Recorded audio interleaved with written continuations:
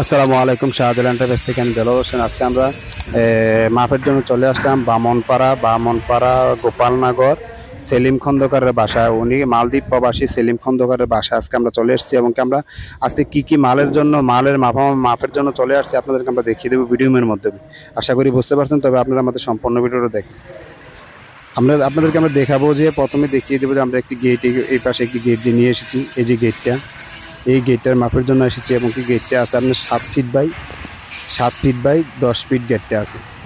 7 feet by 10 fit গেটটা আছে এবং কি আপনাদেরকে আমরা দেখিয়ে দেবো ভিতরে সিঁড়ি আছে। যে সিঁড়িটা, এদের সিঁড়িটা রাউন্ড সিঁড়ি বলা হয়। আমরা আপনাদেরকে দেখিয়ে দেবো আমরা যখন মালামালগুলো ফিটিং করব, ফিটিং করার শেষ মুহূর্তে আপনাদেরকে আমরা দেখিয়ে দেবো।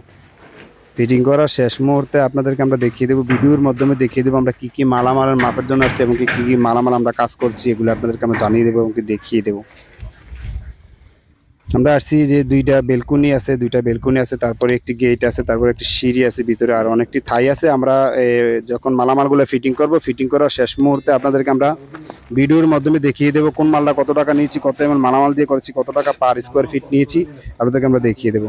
আমরা অবশ্যই আজকে মাইক্রোফোন নেই এই জন্য ভয়েসটা হালকা দেওয়া লাগছে।